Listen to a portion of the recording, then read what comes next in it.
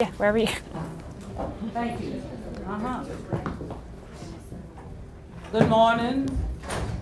This is another of the lecture series in the Human Systems Academy. My name is Janice Hall, for those who don't know me. And Dr. Helen Lane was the one who got this started, and I have inherited this, and we're taking it to the next level. And we are excited for those of you who are close to getting your ROI certificates. And for those who are not, you're on your way, and you'll take these classes. And we have a series of lectures that some of them are electives, some of them are required classes. But this one, Dr. Fogerty has agreed to do for us, and she's going to give a self-introduction of her credentials on why we asked her to do what we asked her to do. Exactly. And so I'll turn it over to her, and thank you very much. We're excited to have you. Thank you, Janice. So good morning. Thanks for being here. Appreciate your time and attention. I know it's hard to get away sometimes. So I am Dr. Jen Fogerty. I've been with the directorate 10 years now. PhD in medical physiology. I came on board and specialized in the cardiovascular discipline for a couple of years, moved more into a broader kind of risk management job. I work a lot with the Health and Medical Technical Authority on a wide array of technical issues and how they work into our human system requirements and how they interface with programs and whether we get compliance or not. My role in VIIP started back when things were kind of first evolving and we were trying to understand, was this unique to an individual or a much larger issue, and where did it fit into the context of aerospace physiology? So I actually gave this lecture first. You'll see the date on here is January 17th of 2013. So some stuff has happened between then and now, but this is still, I think, a reasonable introductory lecture. It's a big picture of how we got where we are today. We are planning some follow-on lectures with Dr. Christian Otto, Dr. Yael Barr, who are much more entrenched in the current research and the day-to-day activity of trying to figure out exactly what the mechanism is behind this and if we have any way of really addressing the problem. I mean, there are some changes in spaceflight that you just are a matter of fact that you're not going to prevent, but you have to deal with. You probably could compensate in some way or provide a countermeasure, or you just have to be prepared to deal with the consequences and understand them. So this, again, is probably a big picture lecture for you. I'm willing to take questions throughout the lecture if they come up. Sometimes it's hard to address a question 20 slides later. So feel free to just get my attention, and we'll do our best, and I'll repeat them for the videotape so people who watch this later can understand what you're asking. So really, there's a lot of contributors, as you know. Anytime anyone from our world gives a lecture, there is quite the army of individuals that are usually behind the data that's presented. We don't work alone in any way, shape, or form, so there's a lot of people to give credit to. We're constantly amassing data, reanalyzing it, using publications from funded research versus data that was gathered through medical requirements. So I think a lot of you are represented here today. I see LSAH out there. So it's never one person who does any of this work, for sure.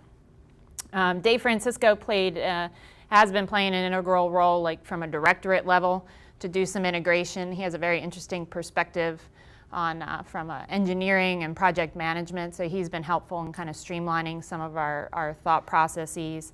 J.D. Polk, some of you may remember. If you're new, you may not know that name, but he was actually branch chief and then division chief over in SD. So he was very instrumental at the time at really attacking the problem on the ops side. He pushed a lot of stuff in terms of what we were doing from an imaging perspective, which I'll touch on throughout the discussion. It's very interesting in our world because you're taking images of healthy people and then getting some results that you may have difficult interpreting because we don't have the database of normal, believe it or not. Most of the time people go and get images done when they're sick or having symptoms, so it's usually in that context that the doctor's trying to understand what it means. When you take a relatively healthy person and get images, you may not really understand what that image is telling you or what it predicts. Ashot Sargassian, really key with the ultrasound and the intermodality work with MRI. So really the gold standard, which we struggle with terrestrially is MRI. Well, we're not going to do that in space. You're not going to get that data. So what instrumentation do we use and how do we interpret it? Doug Hamilton, he's kind of, I think, working still with us part-time. He's up in Canada. Very eclectic individual, trained in a lot of different disciplines. He brought a lot to the table, and he was involved very early on. Of course, we mentioned the lifetime surveillance of astronaut health. We have our epidemiologist on board and our biostatisticians. BIDRA is another group, biomedical data reduction and analysis. They kind of crunch the numbers on the medical requirements that we get on every individual that flies long-duration space flight. And we use them kind of as this backstop data. I'll give you a chart that has a bunch of graphs on it, and we'll just talk about that at a very high level. But BIDRA is really instrumental for us to step back and look at an individual in the context of all the people who have flown long-duration space flight for the given type of data we get every time. So it's the most consistent data set. Of course, we have HRP, the Human Research Program, and the Human Health Encounters element, which is located in the HACD, no, what are they called now? SKs. I'm sorry, I'm a little out of loop with the reorg. So they're over in SK. So we have the VIIP RCAP. So for the Visual Impairment Intracranial Pressure Project, you have the Research and Clinical Advisory Panel. We have a group of outsiders we meet with regularly to kind of give us a reality check and a sanity check. So they've been really instrumental in us building the portfolio of work, understanding what we should push into operations and have the rationale to push into operations versus what we're going to put on the research side. And then we have the VIIP IWG, which is the Imaging Working Group. That goes back to the ultrasound, the MRI, the fundoscopy, the optical coherence tomography. We have a lot of instrumentation and get a lot of images, but what it means for each image and then what do the images mean against each other, it takes a little bit of a group to figure that out. So we built a little bit of an agenda to kind of give some structure to the talk because we've been doing spaceflight for over 50 years in the United States, and it says, how come this is new? So it's a good question to ask. So we'll talk a little bit about the type of programs we've had in the past, some of the findings that might have indicated we should have looked for something or maybe gave us data that said there wasn't anything to look for. So there's some historical context. Then there's just spaceflight physiology. How is the body affected by spaceflight? The data we collect, the countermeasures we do, which also introduce a variable into any of the equations we're trying to work out. And then you have transition to operations. And when I thought about transition to operations, what I mean by that and what the Tech Authority means by that is how do we take stuff out of research or the commercial off-the-shelf type approach and apply it to what we do in operations. And there's a process in there. What we're trying to do really is risk management. How does this new thing, whether it's hardware or a process, affect the output? And is it to our benefit to do it? Does it reduce the risk in some way? Or does it drive some sort of efficiency? Do we do our work better, faster, but we don't change the ultimate risk outcome, but we become more effective and efficient in the middle? And then we'll talk, the second half of the talk is really dedicated to what we knew about VIIP at the time, kind of the hypotheses, which I think are still really open-ended right now because we accrue data very slowly. We only fly a couple people a year because they're going for 6 months at a time. We get a lot of data on any given person, but when you start amassing that kind of data on one individual, and you'll see the variability that we have, to get to a rock-solid conclusion is going to take you a little while.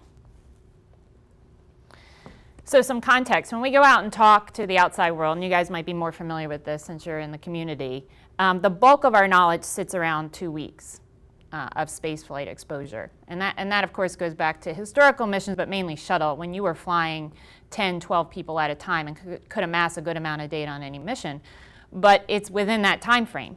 So that's what you were working with. And we all know that in terms of how the human body works, there are acute changes and there are chronic changes. And there are changes that can manifest due to an instantaneous exposure versus changes that happen because of a chronic exposure. So the body is one of the most amazing pieces of machinery we've ever seen, and it can adapt wildly. It also can be pretty resistant to things and not like a stimulus very much and react kind of violently. So when you're trying to manage the understanding of the terrestrial experience and then what spaceflight throws in, the 2-week exposure could lead you to believe one thing, where a 6-month exposure is a totally different result. So you have to be a little open-minded when you take the conclusions from 2-week missions and try to apply them to long duration. The other issue, we can talk a little bit more if you have some questions, is how we've been able to collect data and the limitations about in-flight data collection, which impair your ability to have time course. So we tend to do a lot of our data collection pre and post-flight. You can amass a lot of n number in those pre-post, but they're 2 little dots on a graph. And if they're different than each other, you get to draw the line between those 2 dots pretty much any way you'd like. You probably have some evidence and rationale for how you connect those dots, but that's where a lot of the debate can occur because you don't have the data points filling in that line. Well, and for any given mission, you could project, okay, for another 2-week mission, this is what I would expect based on prior 2-week data. Where you really struggle is to extrapolate out to further time points. Because what did it look like? How did you get there? You know, what did the actual graph look like? And so if we had more data in the middle, you could say, well, if it was trending down and was on a negative slope the whole time, do I predict that it would continue negative or continue positive?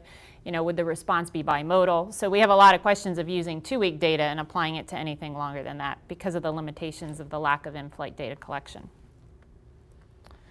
So from a historical perspective, you say, well, what did we know and when did we know it? Well, so we have Gemini, 8-day missions, and there really were no noted changes in visual acuity. So we're going to stick kind of with that theme. There's a lot of other body systems to talk about, but in the end, the functional deficit we'd be concerned about was the change in your vision.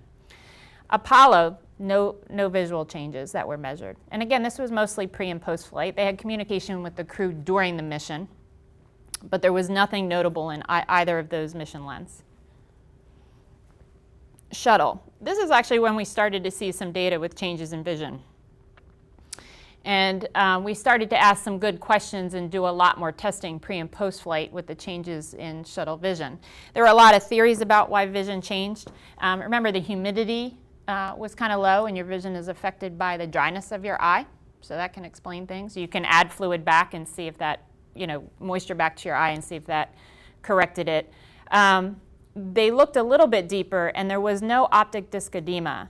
But when we look back at the data for those people who had the images done, there were occasional choroidal folds. And the choroid is a part of the back of the eye, that can swell, and when it swells, it's restricted in its volume, so it has to fold on itself. So there's something very notable about a choroidal fold. Told you that you had swelling in the back of the eye. So we had a little bit of an indication that something was going on in shuttle, but actually because it resolved post-flight and pretty quickly, it wasn't seen as a big issue. It was one of those that was kind of noted and put to rest and we didn't follow up. There didn't appear to be any long-term deficit or effect from it, so it wasn't followed up from an occupational surveillance perspective either. But during the annual exam, we do a vision exam on the astronauts and collect that data every year, and we didn't find anything notable in terms of astronauts having worse outcomes or different outcomes than generally healthy people. So there was nothing alarming about the shuttle data. But we do have to acknowledge there's some differences between historically what was going on in the present. That's where we say we can't exactly use all of that rationale from Shuttle, Apollo, and Gemini to predict that there wouldn't be anything wrong in the ISS. So again, we're having very different time lengths. The notable exception was Skylab, and Skylab was really dedicated toward biomedical research on the astronauts. And during Skylab, we actually didn't see, with the longest mission being 3 months, a notable change in vision or any artifact in the back of the eye in terms of the anatomy. But it is confined to 9 people. So again, statistically, those 9 people could have been different than others or not susceptible in some way. So what you say is only true for the 9 people that flew. If we flew 150 people on Skylab, maybe we would have found something. We've also had a phenomenon, and this has to be recognized, and we've briefed the astronaut corps, and it can be entertaining at times, but the average age is older now by almost 10 years. And we all know with aging, the fact of life is your tissues get more rigid. And it's not something you can really reverse. We can slow it down. We know healthy ways of living. We know antioxidants improve those things. But the reality is your tissues are getting stiffer, they're less elastic. And so if you change a volume of fluid in a confined compartment and something's less elastic, you get higher pressures. So we wonder how much, and we have biostatisticians helping us track what is the age effect, and is that really a central player in this, or is this just kind of one of those variables rolling around in the background? Historically, we were not doing MRI and OCT on the astronauts. One, a lot of the technologies are newly available, not MRI so much, but the OCT, the optical coherence tomography. But what's interesting is when you work on the operational side, you need pretty strong rationale to do a clinical test on a person who's not ill, right? Because you do have trouble interpreting the data. So we are, on the operational side, a little resistant to going there, because if you find something and you don't know what it means, now what do you do about it? Whereas if someone's overtly showing symptoms, it makes sense to go do the test and kind of troubleshoot the problem. The research side is the one that pushes the limits and has to open the gateway to collecting that data. But we have a lot of priorities in the research portfolio, so it's competing amongst a lot of things and maybe always doesn't happen in the sequence that makes sense retrospectively. We do definitely have a longer mission duration with 6 months, and we're pushing ISS to 12 months now. So we have a lot of questions about moving out to a 12-month mission and what we're going to find. We actually are working at 14.7 PSI, 21% oxygen, which is normal pressure, temperature. So we don't have that as a variable currently, but they are suggesting for future missions to alter some of those pressure and oxygen concentrations. And we have a lot of good questions about how that'll affect these processes. And it's a lot of unknowns right now. And we have a robust exercise suite, which has both been proposed to be a good thing and maybe not such a good thing. Obviously, when you look at the data from a whole body perspective, skeletal muscle, the musculoskeletal system, robust exercise is the right thing to have. Cardiovascularly, it's the right thing to have. When you start talking about shifting fluid and changing pressures, sometimes exercise causes a question mark. We have certain groups, our international partners have expressed some concern about our advanced resistive exercise device and the type of intrathoracic pressures a person can generate. We've got questions about the treadmill. So as much as these things are part of their daily life and considered robust countermeasures, we wonder what role they're playing in any of this for any given individual who might have a susceptibility. So you'll see with the N numbers that we have to deal with, we're not going to resolve all these variables very quickly. So just as an overview, the human response to spaceflight, this chart has been floating around for a lot of years. I think it's one of the more comprehensive. But the astronauts really experience a spectrum of adaptations to spaceflight. They have a variety of exposures. So we have instantaneous G-load at launch and landing. We have the long-duration microgravity exposure, which we all believe is playing a central role in what we see as aerospace physiology and VIIP. The closed environment, any point in time we can get a contaminant in the air or water. So depending on what happens to whom, we would go back and try to understand, was there something anomalous found in any one of those systems? Or is there some way to protect for that in the future? The confined habitat, psychosocial stress, and the role that plays in the human body hormonally cannot be overlooked, but we don't exactly know how to quantify it at this point. Radiation exposure. Obviously, we spend a considerable amount of time and money thinking about the galactic cosmic radiation that the astronauts are exposed to and the potential health impacts that has. I can't say we have answers right now, but we have a lot of speculation. We terrestrially understand the types of radiation people get here and the stressor that is and how the body on a cellular level responds. We're still trying to understand it from a spaceflight perspective. So we have to understand the role of the neurovestibular system, cardiovascular, skeletal, muscular, immunological. Obviously, we provide the nutrition and we track it, but how your body treats the food has some question marks. You'll see also that when it comes to medication, the GI motility and your absorption rates have been affected. And of course, we mentioned the behavioral and the stress component. This is another chart everyone loves to hate, but it's probably the most comprehensive in terms of getting a ton of information in one place at one time. What it really tries to illustrate to folks is that there's a time course of change that we think we've been able to document. You can go back to the literature, there's citations for each one of those lines. And I'll be honest with you, a lot of those lines, the data is only pre-post. So they've drawn the slope of the line or the shape of the line out of other kind of teleological rationale. But the deal is you have changes that occur very quickly in spaceflight, like the neurovestibular. There's a perturbation, they adapt, they recover, they function well.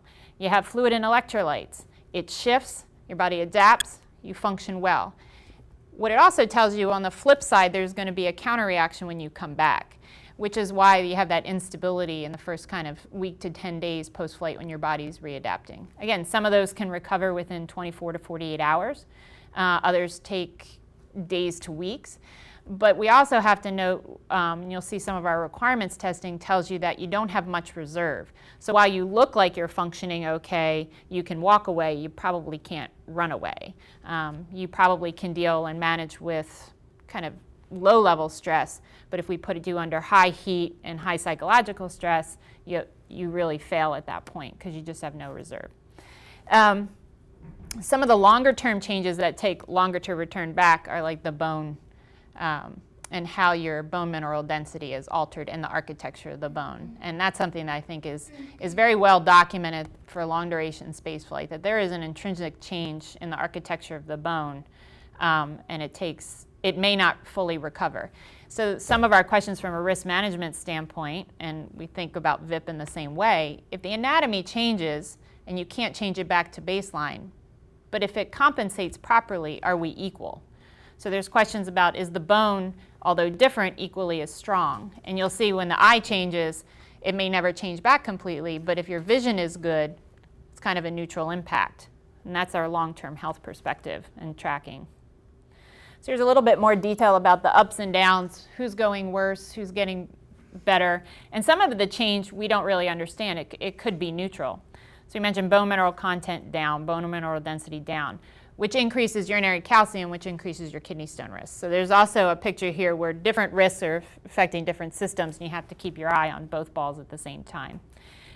Muscle mass, muscle strength, muscle endurance, capillary density.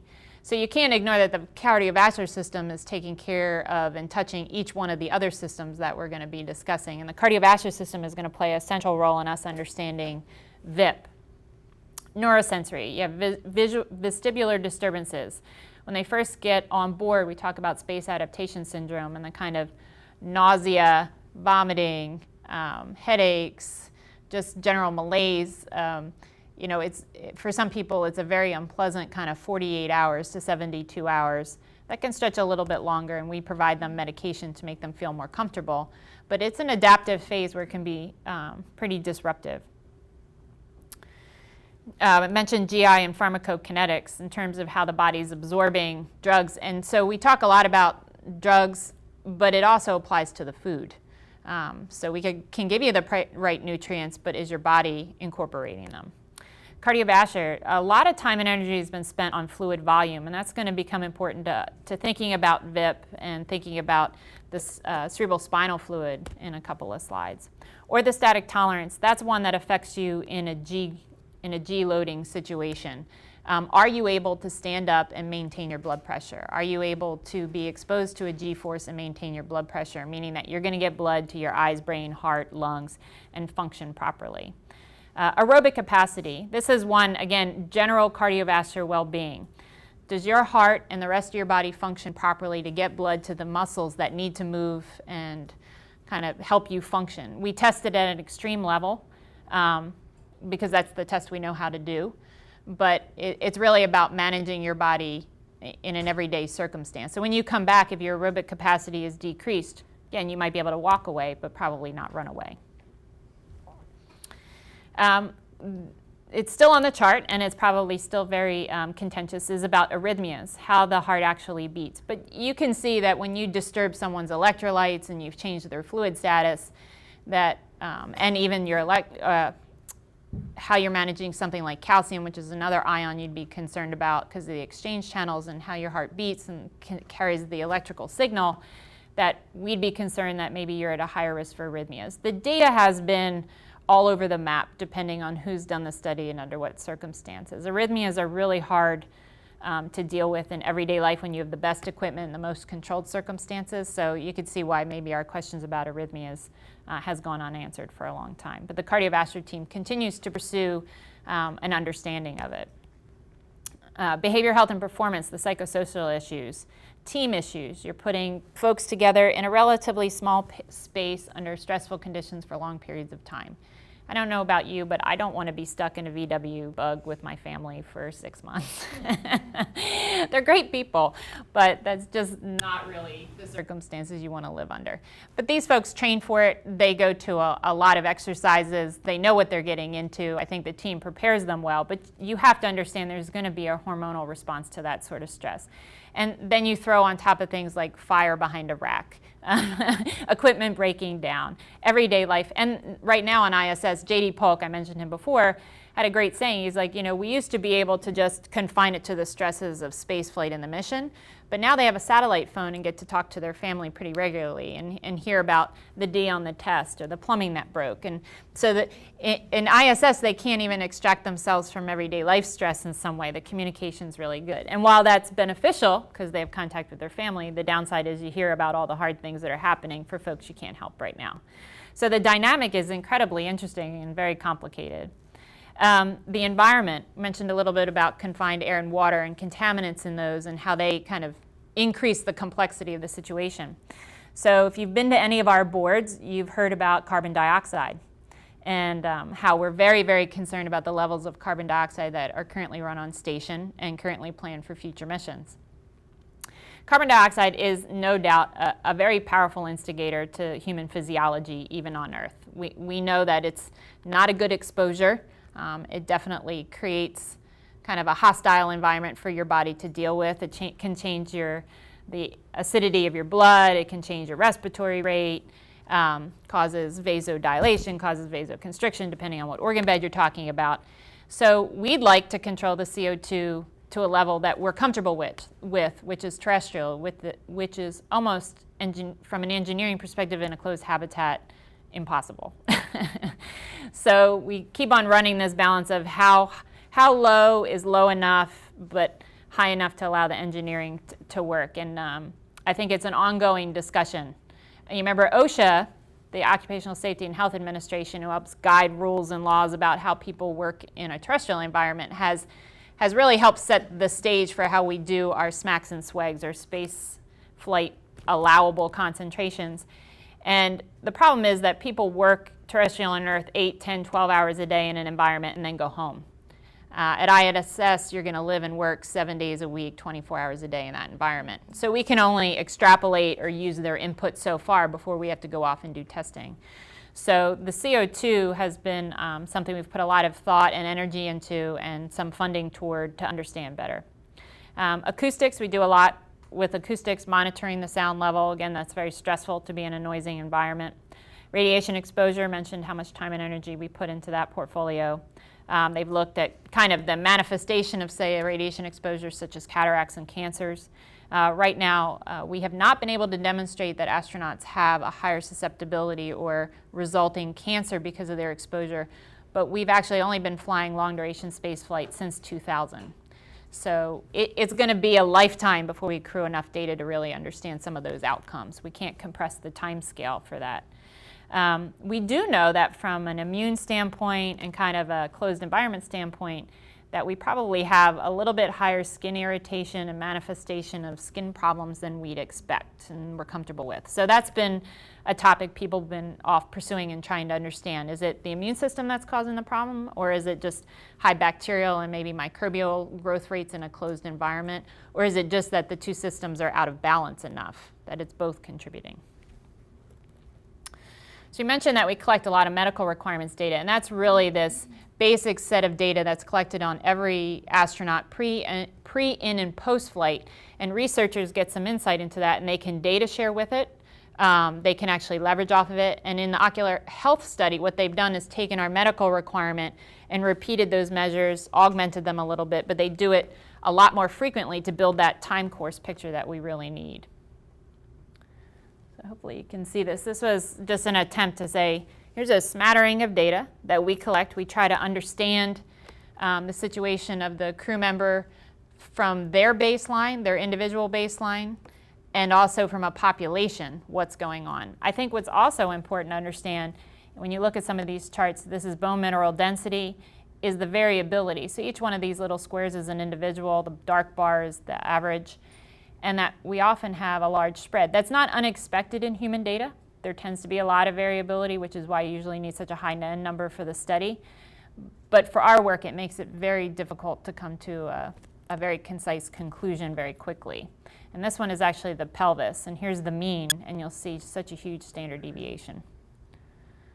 So, and this is with countermeasures, and you'll see this is early expeditions when the countermeasures weren't quite as robust as they are today, but the data does not look overtly that different, and we'll get this slide updated for the next lecture.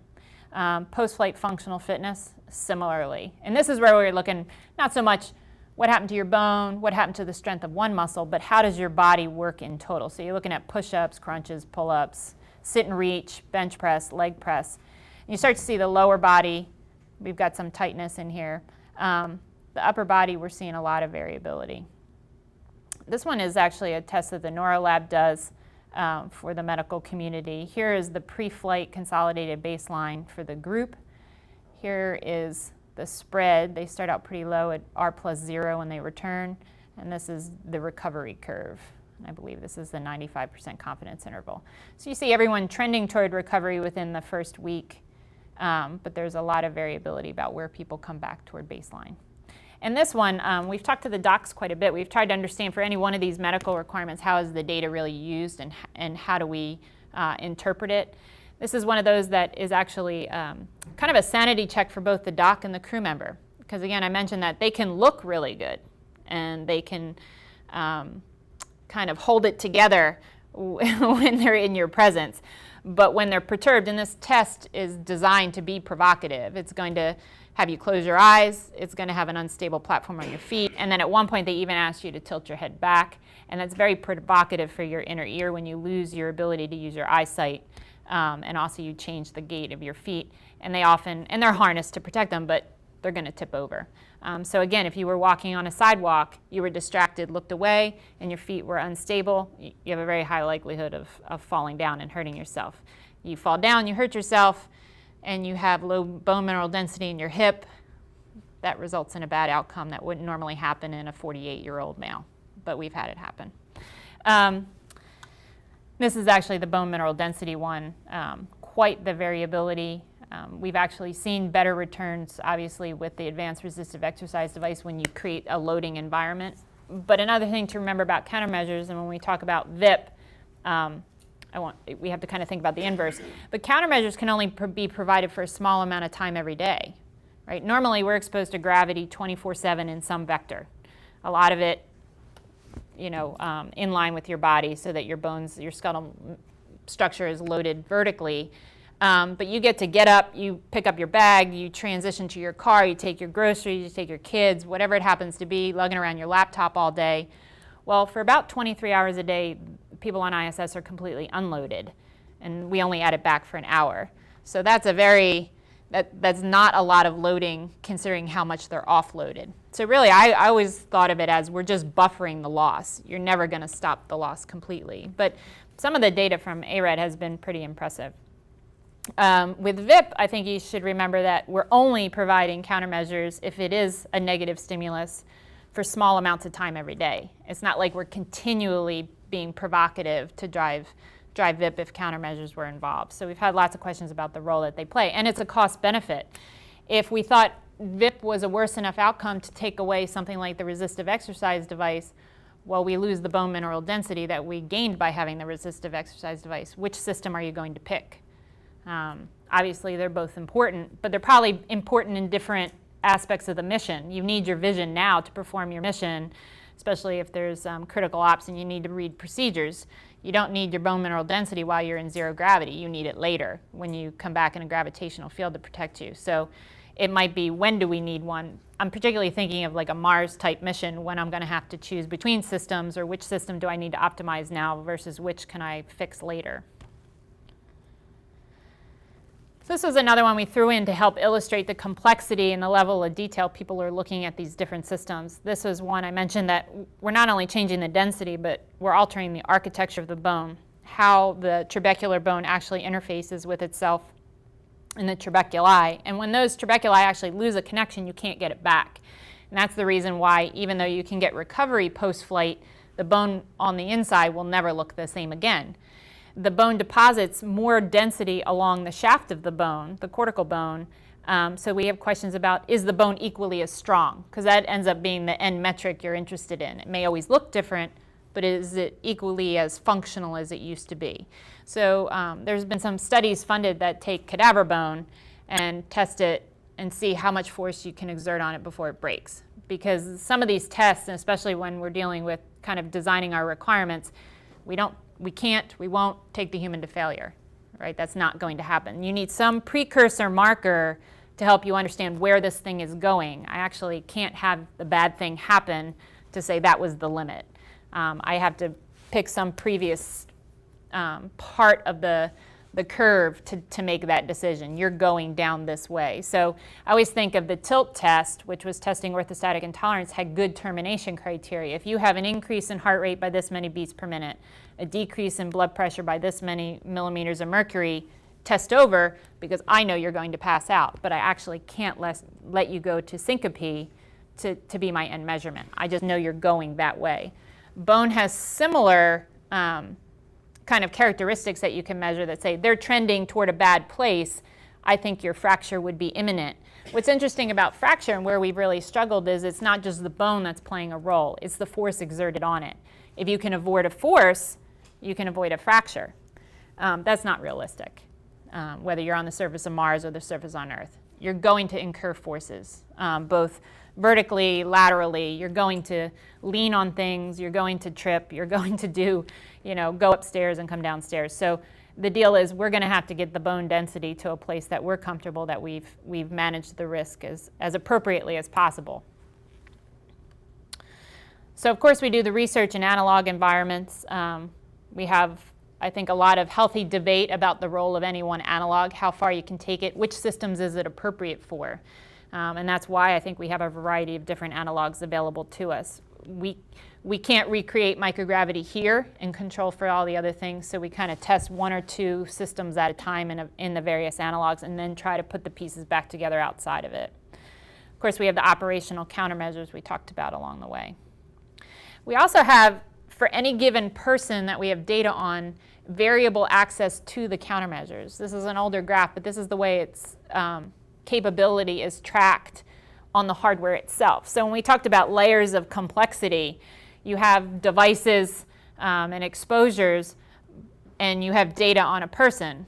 Well, you might be able to collect the same set of data, but the circumstances under which the data was collected on the other person are completely different. So again, that's going to tell you that you probably need more N number than you even started out with, because the variables that you can't control for are changing. Okay, so the meat of the talk.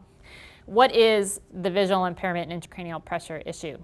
So the facts of it are, it is optic disc edema, it is globe flattening, it is choroidal folds, it is a hyperoptic shift, and in a few people we've been able to demonstrate raised intracranial pressure, not in all. The reason we don't know what's really happened to intracranial pressure is that it's an invasive test. The other things we've documented are all done non-invasively. So the risk you're taking with the test itself is minimal, right? There might be some exposure if you're using a radioactive form of imaging, but in most of our cases they're non-radiation imaging modalities. In the case of intracranial pressure, you're going to use a needle to puncture the spine, to get some fluid to go into a column, and use a manometer to measure the pressure.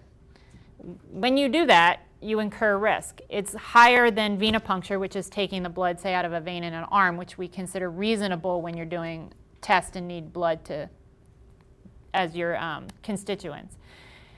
The intracranial pressure has been very controversial because there's not a low-risk way to get it right now. We've spent a considerable amount of time and energy trying to find a non-invasive device and have not been very successful. We've tried to partner with a variety of different groups terrestrially in terrestrial medicine, because there are people with a disorder called idiopathic intracranial hypertension who need repeated lumbar punctures to measure intracranial pressure. Every time you do a lumbar puncture, you have a reasonable risk of headache. You also have a reasonable risk of infection. And it's one of those things that we haven't felt that the benefit of the information outweighs the risk of the procedure. So on the operational and medical side, we have not been able to come to agreement that this is necessary on every crew member. So it's only been post-flight when someone has shown, I'll say, extreme symptoms, like a high degree of optic disc edema, which is measured by an optometrist or ophthalmologist on what's called a Friesen scale, or that they've had demonstrated choroidal folds, headache, which has been very few of related to this. Now the CO2 headache is a little different, and they can be a little confusing at times. But when someone has enough symptoms post-flight, they go and get a lumbar puncture. So you get a number, someone has symptoms, the physicians interpret it. They have treated on occasion with a particular medicine that is thought to be helpful. It's not always helpful, and there's another risk associated with the medication. But the problem is we don't have a pre-flight number to know the change. And the numbers have not been excessively high. And so I'll give you some numbers for context.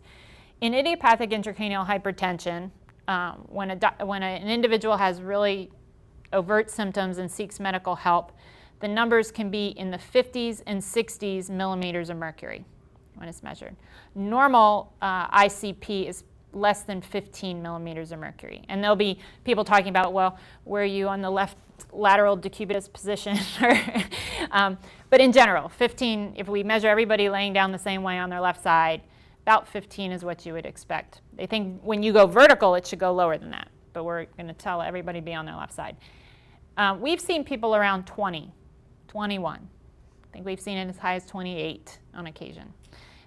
Those numbers are high, not alarmingly high. And also the disconnect has been when we've met with that research and clinical advisory panel, the numbers have not been high enough to say, I would have expected to see that anatomical change in the back of the eye. So they feel there's a bit of a disconnect. Well, there's also the statement that we have no clue how high it goes in flight, right? We have no data on ICP during a mission when they're exposed to microgravity. We only have it post-landing, and sometimes days to weeks post-landing. So there's questions about, well, maybe it's excessively high in flight. What's interesting about that, and that could be true, Dr. Otto is working on a hypothesis related to that, is that they're not having the other symptoms of high ICP.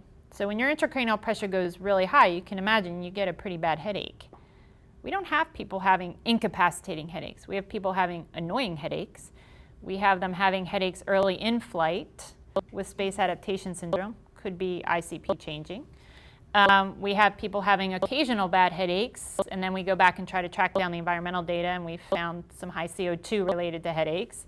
So that's another kind of confounder rolling in there. But we don't have people, if they had consistently high ICP, we don't have them having these incapacitating headaches. So the outsiders, those RCAP folks who've been helping us, have agreed that it's very confusing. The data and the observations are very confusing. So there is, I think, a considerable amount of energy, work, and debate going into measuring intracranial pressure directly during a mission. There's some options to do that, but they are all relatively high risk. So at some point, yes, there's a question in the back. I was just going to ask, when you say we have no data from in-flight, do you mean through the more direct, invasive methods? Yes. So not counting the OCT and sort of the Right. So I'll get a little bit further into this. I tend to talk on one or two slides quite a bit, but the other ones are indicative. They're like inferred ICP. If you think ICP is driving the mechanism of why the swelling is occurring, and there's some data, there's terrestrial work that relates optic disc edema to ICP or lack of venous pulsations to ICP. But it's a relationship between the two things that allow you to make that statement about changes in ICP. When we look at one of those variables, like the disc or the fundus, we're not sure we know what the other thing is. We're not even sure we know where it's starting. So you could infer, and I think it's legitimate to think ICP is involved, but how high is it going and why the anatomy seems to indicate really high but other symptoms don't is a little confusing. So I think the RCAP has been like, you just don't know. Go measure it. well, go measure, it's a little complicated. So we haven't gone there yet. So we don't have that data. Course on this in terms of like the chart that you showed us. Yeah. With graph. Good piece of course. So the manifestation, the time course of the manifestation of the optic disc edema. Yeah, so from an ops perspective, we were taking data points about 3 times in flight. At the first 30 days, around the 100-day mark, and about 30 days before landing, we were getting data. So you had 3 data points to look at optic disc edema, to measure eye pressure, and kind of, so you had a little smattering of time course data. The ocular health study is filling in a lot of those gaps by taking the data more frequently to say, okay, when do you really see the optic disc edema manifest? And do you see it worsening? So what does the curve look like? And I think that's what they're building right now. Question. Sure. You mentioned about the space adaptation period. So during that period, do all the crew members have a high ICP? Well, we don't know anything about ICP. We think during space adaptation, what we know is observational in terms of their reports of nausea, vomiting, headache, and that's consistently, I think it's about 80% of long-duration crew members have those symptoms for the first 48 to 72 hours. And you'll get a few outliers here and there, more days, more severe, but that's the generalization. So for those who have those vision impairment issues, it goes beyond those 72 hours?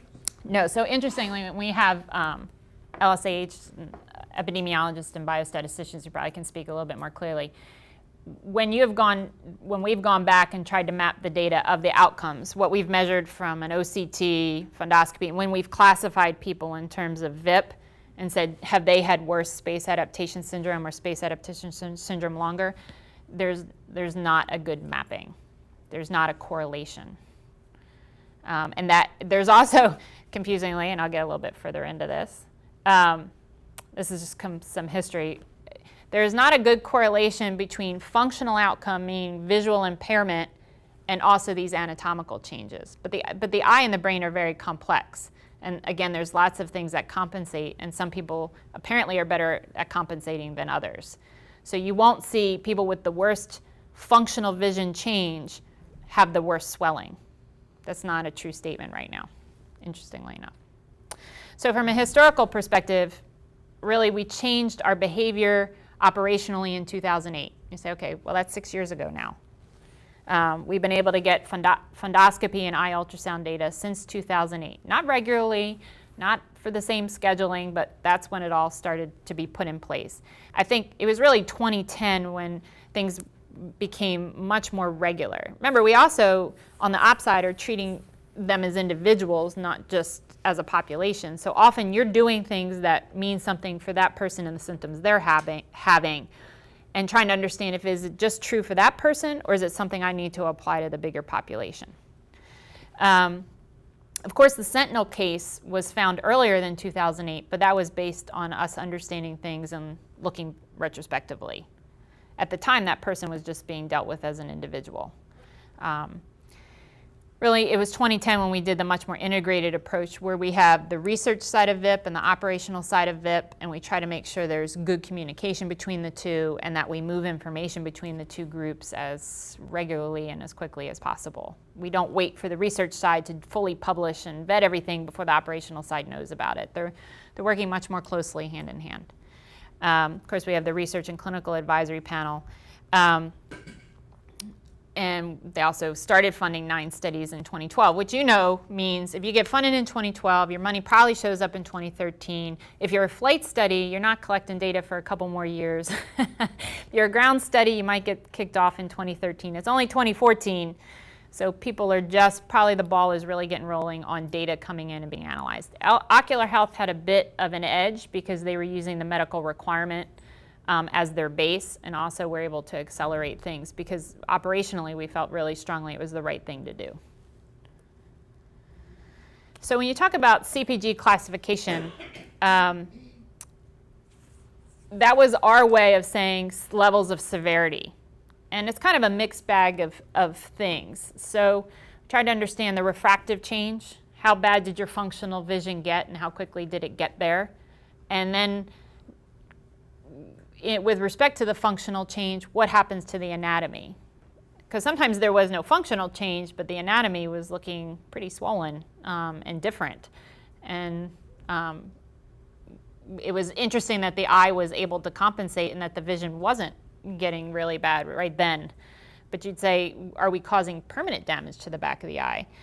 Christian Otto, I think, has talked quite a bit, and I agree with him that there's a lot of concern when you put tissues under pressure for high periods of time, you start doing permanent damage. So the body can only tolerate that for so long before it's going to start to remodel, and that remodeling may not be able to be undone. Interestingly enough, where the optic nerve intersects with the back of the eye at the optic disc, the way the cells are layered, on the periphery there's very few cells, like say 2 cell layers deep. And from us scouring the literature, it's your peripheral vision that's going to manifest the problem permanently. Because when you start killing off those nerve cells, since you're only 2 nerve cells deep, you're at a 50% loss at one point. What's interesting about peripheral vision is it's not obvious it's getting bad. We talk about behaviors. Well, if you can't see something in your periphery, you turn your head. So you have to do a very specific test to get someone to lock their head in a certain position and test their vision when they can see. Obviously, if you're with a doctor, you've seen them, they're going to bring their fingers into your eyes. There's actually a machine that can help us do it called perimetry.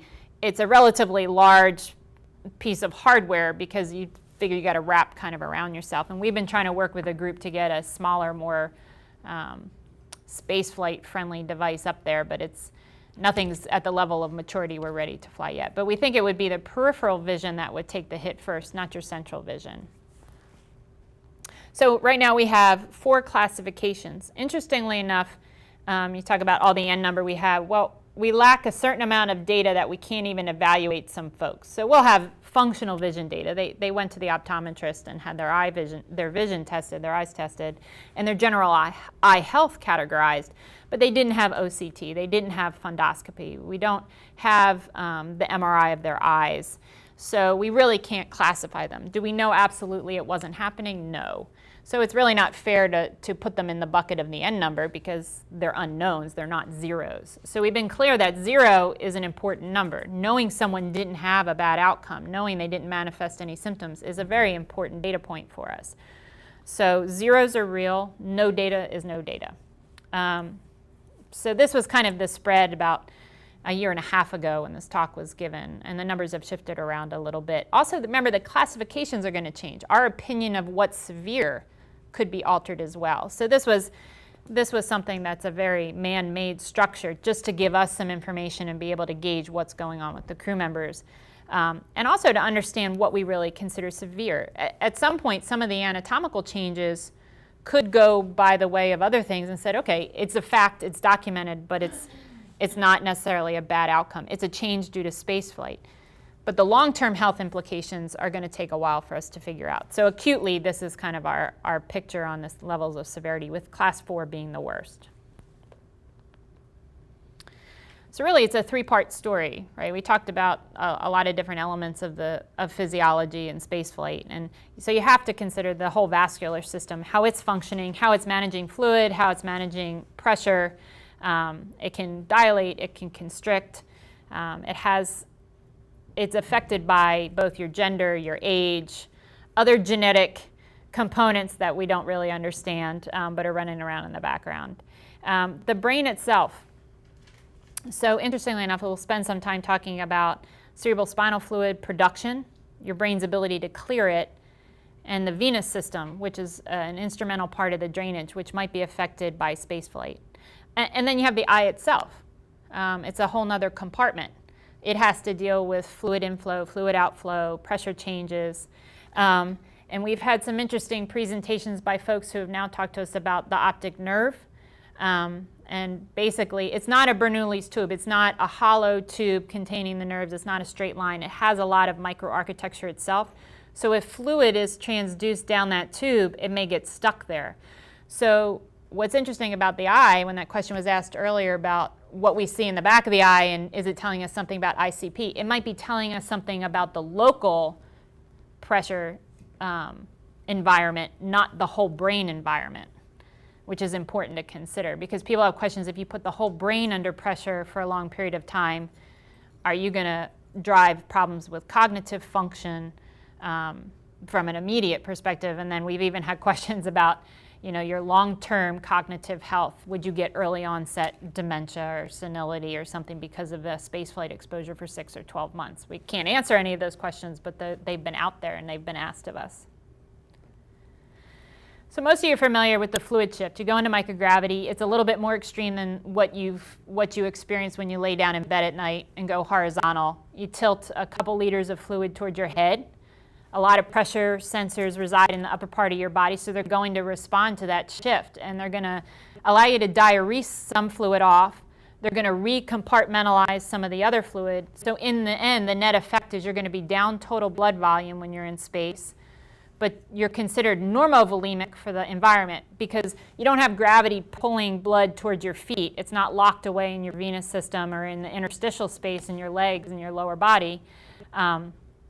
So you have enough during a normal activity. What's interesting, as we mentioned before, with aerobic capacity is down. Well, when you activate a large group of skeletal muscle when you're exercising, it's going to need a lot of volume of blood to feed that. You got to get oxygen to that exercising muscle.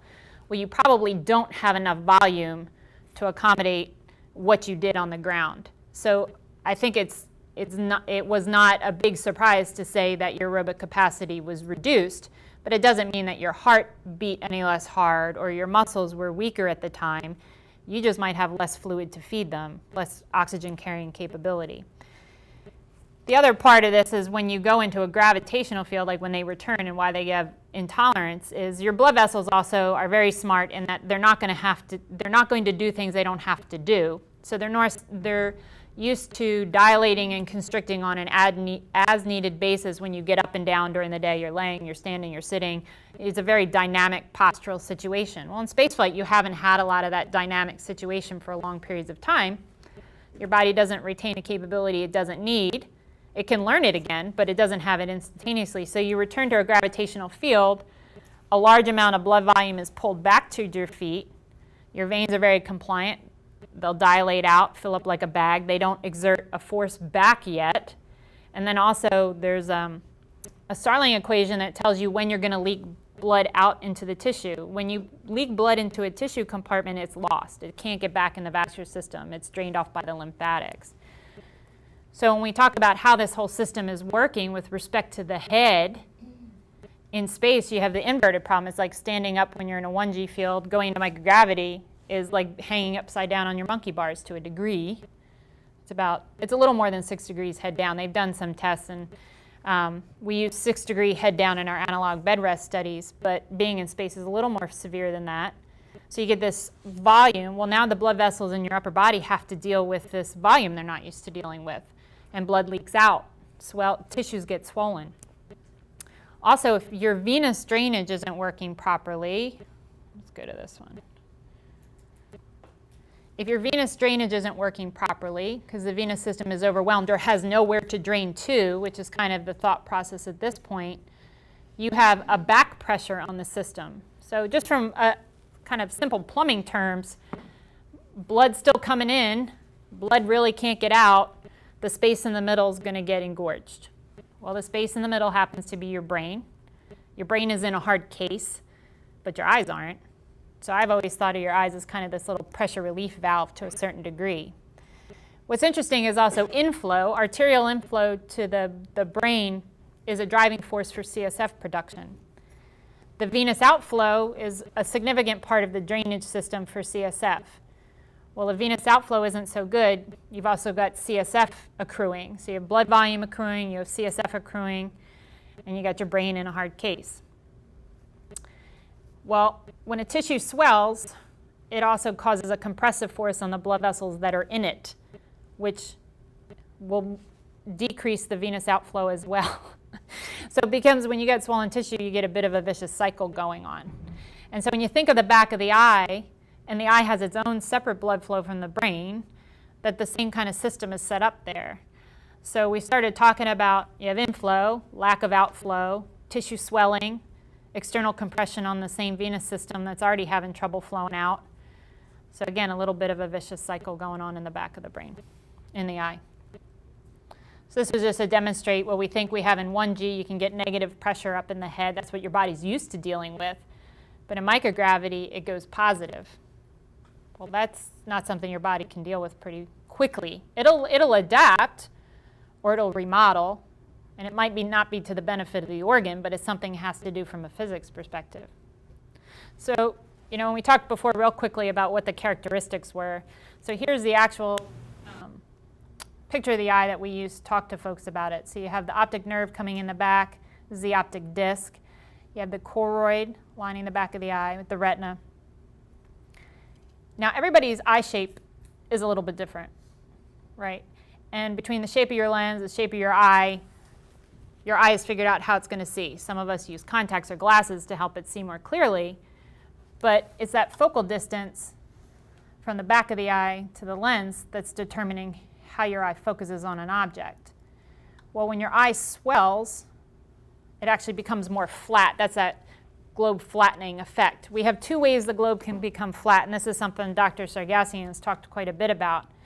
The choroid itself comes forward, so if the eye is concave, as it swells, it comes forward, which changes the focal distance. And then as the optic nerve gets swollen, it pushes the eye forward. So you have both the spherical shape of the eye is changing, and then the inside of the eye shape is changing, coming forward. So we've had people have both choroidal flattening, globe flattening due to choroid engorgement, and also optic disc from the optic nerve coming forward. And so we've tried to understand the difference from an ICP, what's going on in your brain side, of saying that's probably pushing the optic nerve forward, whereas the eye itself, when its venous flow is obstructed, that's probably the choroid coming forward. And we see components of both happening in the astronaut's eyes. When the choroid gets swollen, I mentioned before, it's in a certain volume. Well, in order for a tissue to take up more space in a given volume, it has to invaginate. It folds on itself. And from an OCT perspective, the optical coherence tomography, when you take that, you can actually see a topographical change in that it becomes wavy. And on a fundoscope, it shows up as striations. It looks like lines. And those are essentially become scars. They never really go away. So that's something we've said historically in astronauts, we can go back and look for at least to see if there's evidence historically for those people we didn't have all the images on, do they have choroidal folds. Another thing that's important about choroidal folds is it's not a normal product of aging. It's something you would see due to choroidal engorgement, which is pathological. And that's something the RCAP has felt really strongly that we go back and document historically. So as we bring the astronauts back for their annual exams, we've kind of augmented the visual tests that they get the fundoscopy done. We would like to get MRI done. But the deal is resources are constrained, money, time, all this planning. So stepwise changes are being made in the annual exams. For the astronauts who flew long duration, who are still part of the Corps, we have a little bit lower threshold to add those tests back, but we're trying to get everybody back in and document at least to see if there's choroidal folds there. The optic disc edema, that's the one we're concerned about affecting acutely the peripheral vision. And it could get as bad as, you start to see decrements in your central field of view. So something else you'll hear about when you talk about VIIP, that's which one of these does not look like the others? And when you talk to the RCAP, particularly Andy Lee, a neuro-ophthalmologist who's downtown, when he comes in, this thing called a cotton wool spot, which is seen on the back of the eye via fundoscopy or OCT, it actually can be demonstrated, is a very different marker. And we've seen a couple of those show up. Sometimes they've shown up post-flight. They haven't always been there immediately upon landing. They've shown up days to weeks afterward. We don't see a lot of them, but it's actually a vascular infarct. It's when the blood vessel actually lets loose and there's like material that's collected in a certain area and it makes this opaque little mark on the back of the eye. So we don't exactly know how that fits into the scheme of things. We track them very closely. We look for the resolution, but it's one of the more serious markers of swelling and pressure in the back of the eye that we're concerned about. But it's not directly related. We've had people have, Friesen scale 3 optic disc edema. We've seen them have pretty severe choroidal engorgement, and they never get cotton wool spot. We'll see somebody who had what we thought were the minor symptoms, say they were Cpg 1, and they'll show up with a cotton wool spot. And that goes back to an individual's tissue compliance, that some people can tolerate very little change in pressure, other people's tissues can change a high degree of change in pressure and not manifest the same pathology. So within this small population we're working with, a lot of variability is going on. So it's hard to draw those direct conclusions, say, okay, well, if I see this degree of choroidal engorgement, I think ICP went up 10 millimeters of mercury. If I see this degree of optic disc edema, I think ICP went up 20 millimeters of mercury. It's not that type of linear relationship at all. So OCT and the on-orbit measures, whether it be fundoscopy, ultrasound, have really given us a lot more insight into the eye. I guess that's one of those puns. We've had a hard time getting away with them from VIIP, but it's also amazing all the data you can get, and it's also amazing how you have a really hard time interpreting it. So right now, I go frequently, I guess, to the ISS program. I was there a couple months ago at their Probable Risk Assessment Board, the PRAB, to make the case for why we have this risk, why we spend this money on this risk, why we have this hardware, what is it telling us? And then the question is, well, when are you going to fix it? When have you solved it? And I was like, we're not quite there yet. We're still kind of in a characterizing phase. And they were very sympathetic to our cause. They understand that we're still trying to get our arms around this risk, and that it's more about spaceflight physiology and in total what's happening to the body you sent and how different the bodies are, but that when we try to give a program some risk feedback, that we're not as crisp as we'd like to be, but we're still trying to refine which data matters the most. They're going to ask us at some point on ISS to pare down what we do. Which is more important, fundoscopy or OCT or ultrasound or tonometry or, and so we go back and we work with our EPIs and biostatisticians to say which pieces of data have been most constructive in us kind of parsing out the groups, which ones have matched more closely with functional outcomes. And at this point, we haven't amassed enough data to be able to make those conclusions, but that's the goal on the ops side. And the research side is just continue to augment that. The research side also helps us ask more questions. You say, like, when is your study going to produce results? Well, it's like, well, if you consider 20 more questions the result, I think we've been very successful. So it's not always that you come up with the answer. It's just kind of moved you in a direction more toward the answer. I think we know which direction we're going in.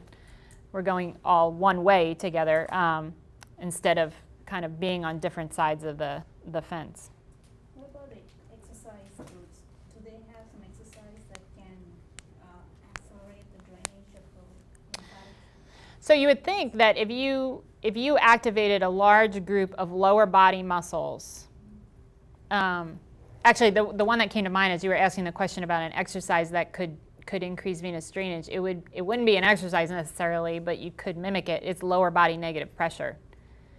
If you pull the negative pressure on the lower body, you could increase venous drainage. So one of the pieces of data that's actually been really interesting, let's do a little time check, is that back in the shuttle days, they measured central venous pressure on a couple subjects. They were instrumented. It was very controversial at the time. Ben Levine, I think, was the PI. And they were expecting central venous pressure, I'm trying to think what the expectation was. I think they were expecting it to stay the same or go slightly positive. And this is a very key statement, where they measured it, it went slightly negative. And they were like, that's why no one thought there was a venous drainage problem. Because if you measure venous pressure at the right side of the heart, all the blood dumping into the right side of the heart, well, you would think it's like a waterfall effect if it's zero or slightly negative. It's almost a sucking force, like a siphon, right? Well, there's been a lot of debate about the location of where that pressure transducer was when they got that data in shuttle. So, and now Dr. Levine has spoken about that a couple times, and he's not so sure it was exactly where they thought it was. So there's a Question. Now, if you look at the whole body physiology, there were some risks, the high lipids, Mhm. and the fasting serum glucose and all of that. Yes. Now, would people at risk or who already have those risks be at increased risk for this at a shorter time point, having those impaired functional defects? Are you looking into those things? Yeah, so the question is about kind of your, all of your cardiovascular risk factors such as lipids, C-reactive protein, your HPLC, is it like body fat, your BMI. So actually, Dr. Christianato has been putting together, I think leading the effort, there's been a large group of people involved, at looking at those risk factors. The last I heard and saw the data, there is a trend that people who are higher, whether it be, I think there's a group of factors such as blood pressure, the lipids. I'm looking at Millennia. So if they have worse cardio risk factors, they're a worst case, but it doesn't separate the cases from the non-cases. Just if you're a case, you're a worst case. Yeah, so in the spectrum of things, and that kind of speaks to the compliance issue. And we know terrestrially that if you have poor cardiovascular compliance, you're at risk for cardiac events, whether it be heart attack or stroke. And those are all the piece parts that lead us to believe why you are less compliant, because usually you don't have nitric oxide. You've destroyed your endothelium. So I think those same rules apply in general, but it's not deterministic. Yes, we can't. Right. So you can't. So people want to go toward, do you have a selection criteria? Yeah, exactly. So they haven't quite parsed themselves out that cleanly that you could justifiably make a selection case at that point. But we could inform someone they are higher risk for this if they have these risk factors in place. Interestingly enough, as you can imagine, we keep the astronaut corps very healthy. I mean, we are responsible for their everyday health and well-being while they're in the astronaut corps. We manage these risk factors as best as possible. So within a very healthy group, you're going to still have a spectrum. So those that are on the higher end of the cardiovascular risk factors within a very healthy group do run a higher risk. So good point. So when you talk about what does all this matter, if it's anatomy changing, if it's spaceflight physiology, this stuff is kind of rolling around in the background. The rubber meets the road when you can't see something, or you can't see something coming, or you can't read emergency procedures, or you can't differentiate between a couple of buttons on the return. Like that, this is where it matters that your vision has been impaired. Why your vision has been impaired matters to us, because that's where we get to interfere with the process. That's where we either get to deal with the selection issue and not choose someone who's incredibly susceptible, or we can't manage the risk. We get to use countermeasures to interfere with the pathological process and prevent it from getting worse. We can provide other countermeasures like glasses if we know that your vision is impaired, and that's actually what we do right now. That's actually listed on our risk as one of our mitigations. We know going into space your vision is going to be altered slightly. There's like a 95% chance it'll be changed, and we send them with cheater glasses. We actually have very expensive glasses that you can dial in a new prescription, but they don't like wearing them because they're ugly and they're expensive. But so they wear like the $2 ones, just the reading glass, and it's fine. It works. And not everybody who has a functional vision change actually has really bad pathology. So it's a reasonable and doable mitigation, which we accept. However, if we know there is a pathological process behind it, we need to act on that. And we're trying to understand it so we would actually know to interfere. I mentioned before that there is a medication that you can give that some percentage of the time, and it's pretty low, it's probably around 20% when we deal with the Idiopathic Intracranial Hypertension Society. The medication only works about 20% of the time. And they're actively looking for something to help manage high intracranial pressure pharmaceutically. They just know they haven't been very successful at it. So we've used this medication post-flight because there's always a risk profile associated with a drug. And because it's so not dependable in terms of it working well, we've been very reluctant to ever think to use it on orbit. it's one of those that it would be a last-ditch effort to try to get somebody's pressure down. It's called Diamox. You know, it's an old-school drug. It's a very dirty drug, meaning that it has lots of side effects. So you may get the side effect and not the prime effect that you're looking for is actually more likely. So it's around, it's just not very effective. So we're off, you know, just looking, doing market surveys, tech watch to see what's out there, and hopefully something better will come along. But it would not be our preference to go pharmaceutical. We would want to use another way to get there. So we talked a little bit about the key areas of the brain.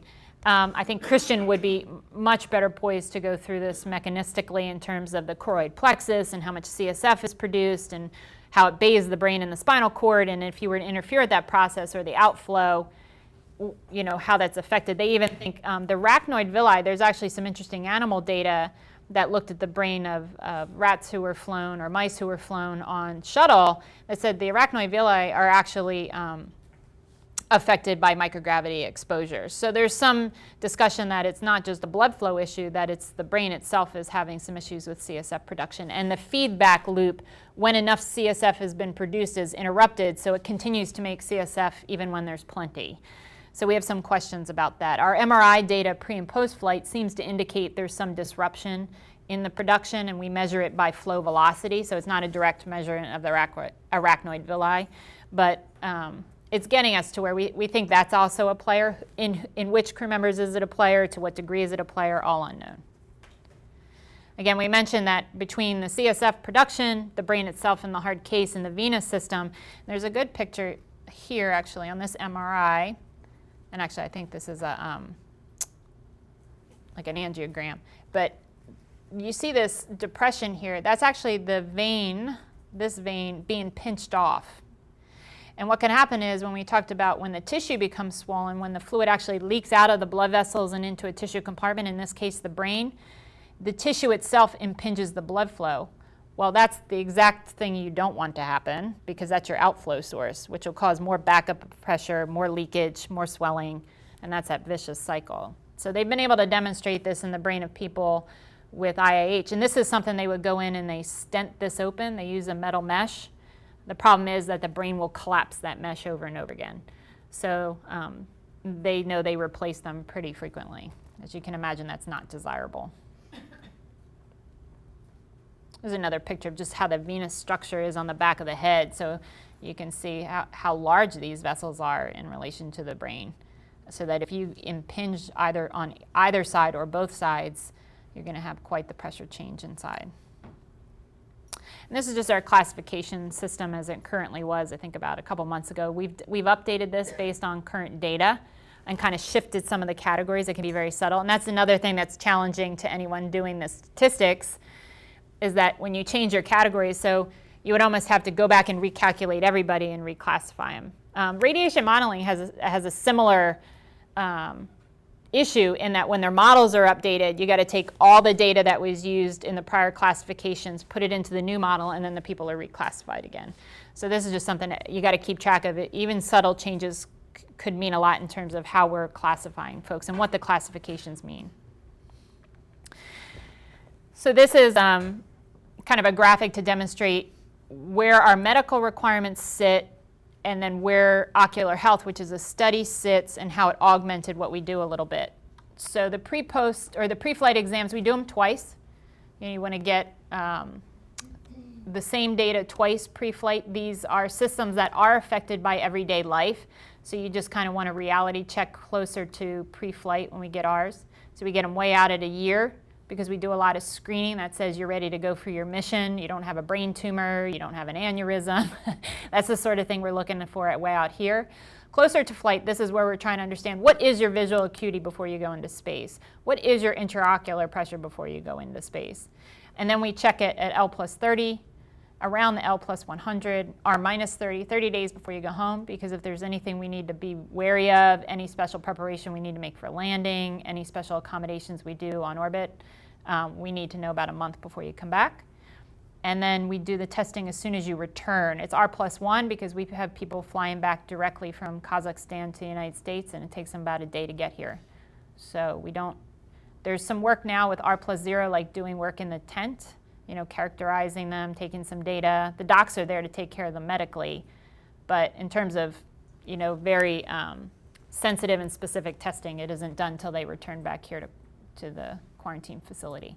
All of the green markers are where the ocular health study does the same data takes, but you see how much more frequently. So they leverage off of our pre-flight data takes. They take more in-flight, and they take much more post-flight to kind of build that time course and look at the resolution. They also augmented what they do. So they do all the same stuff the op side does, and then they do some more because they wanted some more specific data. And they also had some more questions. And these were things that we couldn't always justify on the medical side. There is a line between the clinical side and the research side, right? When we make a medical requirement, it's mandatory, so we better have some good rationale for why we're making it a requirement. On the research side, it's voluntary, so you might have some questions and not really know what the answer is going to be or what you're going to do with the data, and that's okay, and that's what you're telling people and why you're doing the work. And the feedback should be once you do the research side and you build the evidence base, we transition that back to the ops side. So either we're going to do more or we're going to do different. We could be more sensitive or specific, but you would be, on the research side, would be building the evidence base for how we interpret it as well. What did that mean when we saw that on the image? What did it mean when you found that outcome on the blood test? So what we're really concerned about, obviously, is really the disability. I mean, both acutely in the mission, how are we affecting them functionally? You know, we can't always tell you that the change in anatomy is harmless. So what is this disability we're inducing? And vision loss is the most obvious one, but cognitive function is rolling around out there. But it's actually very challenging to measure changes in subtle cognitive function. You're talking like 8 hours of cognitive testing to get at the level of sensitivity. And these are obviously very high functioning people, so a small % decline may be hard to measure. And so when we've talked about it, it will be a research study and a very large undertaking to look at the cognitive change, because we don't see it overtly. There's no obvious thing for us to point out. You'll hear kind of commentary about the space stupids you might have heard, but you know, you're under a high stress environment on any given day. You know, you have a lot on your plate. The schedule is packed. That can be overwhelming. There's lots of reasons why you feel cognitively you're not up to snuff. So it doesn't mean that you've got irreparable brain damage. It just we may like to use that excuse, but it could just be real life. It doesn't mean that VIIP is causing cognitive impairment. Potential for long-term sequelae, meaning have we damaged your optic nerve to the point of where it can't be repaired and you have permanent damage, vision loss? That would be that peripheral loss, not just central loss. The effect on the white matter, the senility, the dementia. So that's not just in-mission cognitive effect, which could be acute phase and maybe you recover. We've had a lot of questions when you've had the brain under pressure or change for significant amounts of time, 6 months, 1 year. Have we induced a long-term health risk that we didn't previously have? And so I know, again, I'll point to the epidemiologists and biostatisticians.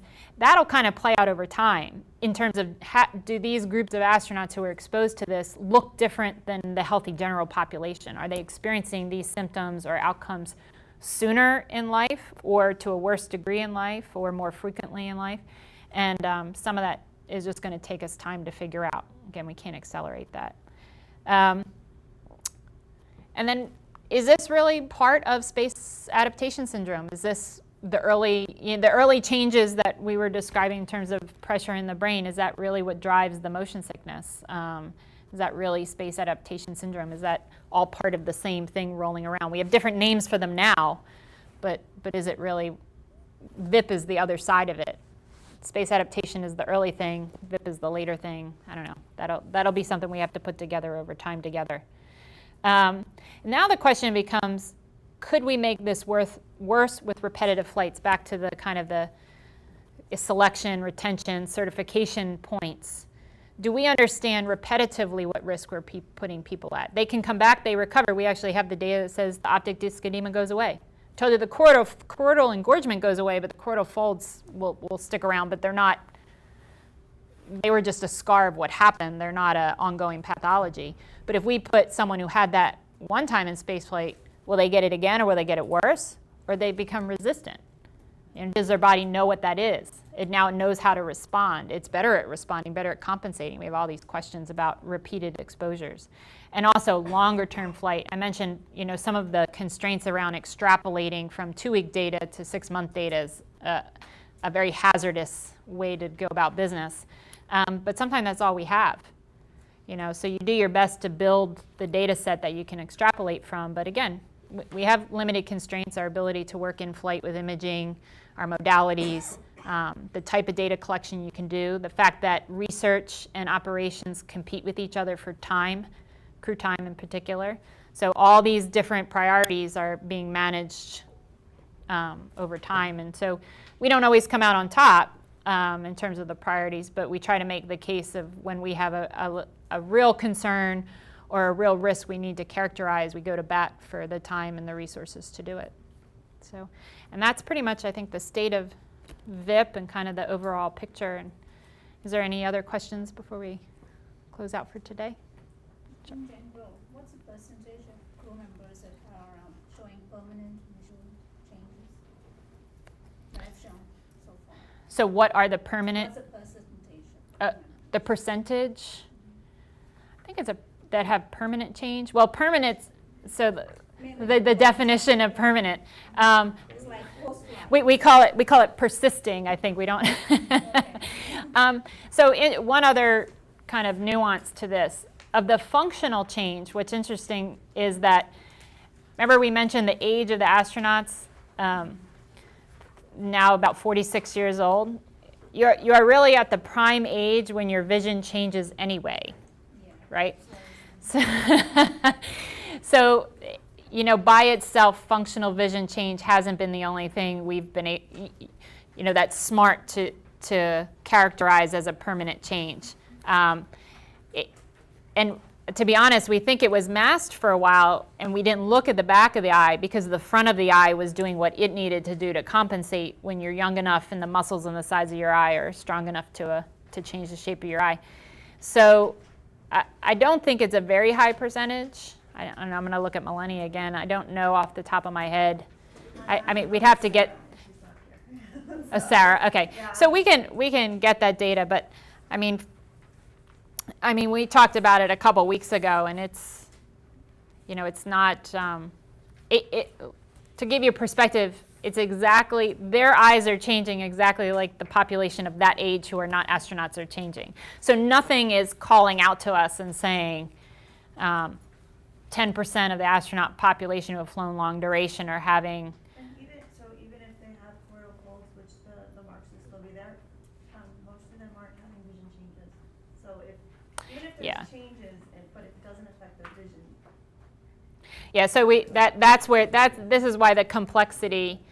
So again, the biostatistician helping me out, that if you were to pick any one marker to understand what it means in the big picture, doesn't work. So you would have to pick, and that's where the CPG was meant to try to drive the more together as a group. These symptoms represent something that's unique to astronauts and something we need to pay attention to that's a product of spaceflight. So it would have to be something, because again, we can see choroidal folds and no functional vision change. We see functional vision change and no optic disc edema or choroidal folds, which you would say is probably more about normal aging-induced change and not spaceflight effect. So it's difficult to distinguish between them. Very difficult to distinguish right now. So. Is there any work being done on the, like for example, the eye, the kidney, and some of the tissues have fluid flow in them? Yeah. 1G. Is there any work being done specifically on looking at, in the swollen scenario with the fluid shift, the traits of the individual epithelia in terms of the response to fluid flow in general? Because the integrity of the epithelium at that point depends on the right fluid flow. Yeah, like the shear stress.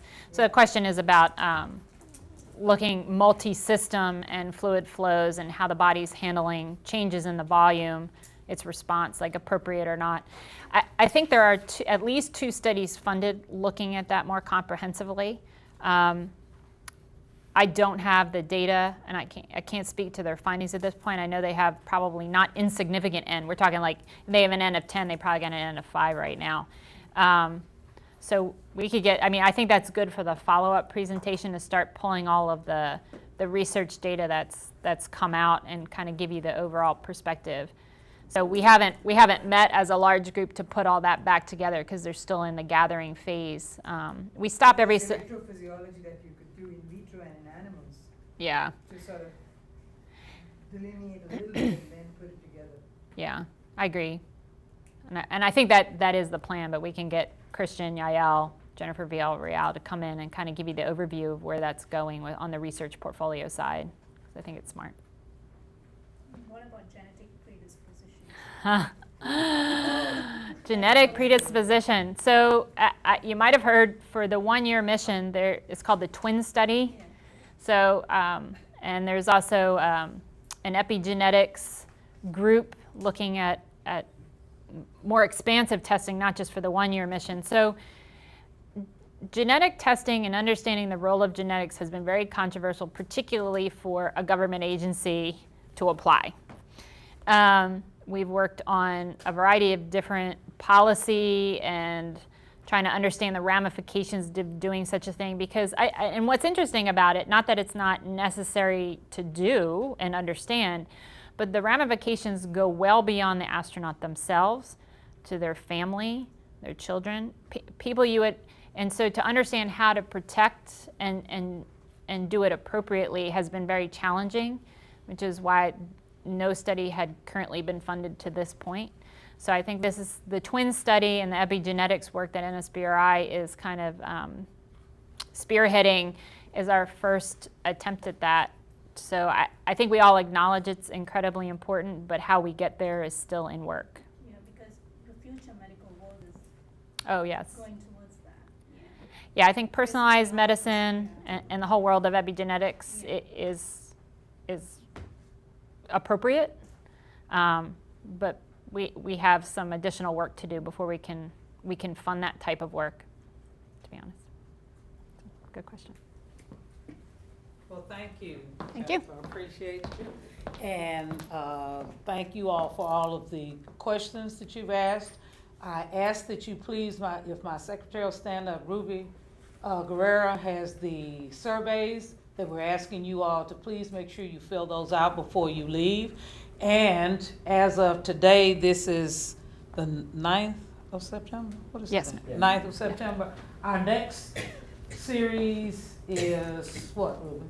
The next one would be on the 16th of September. And what is that one? That one is Reducing Risks of Exploration Missions, the VIIP Elements Research Strategy. Okay, so that one is in Saturn now. Yes. People can sign up. And so we have that for the 16th. And then the end of the month is we don't have anything in the rest of September, October. That'll be it for September. In October, we do have John Clark is coming on the 2nd of October to do the risk of human spaceflight. So who's speaking on the 16th of September? the 16th would be Whitmire, Sandra. Sandra Whitmire. All right, so please sign up, continue to support us, and earn those certificates, and get an overview of what's going on.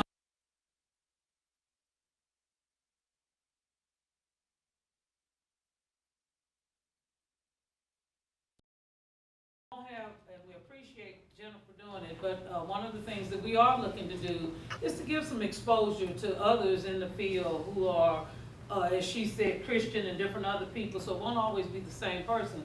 We're gonna have different folks speaking and allow you all to ask questions and expand your knowledge. So thank you for coming, and please sign up, and we look forward to seeing you again.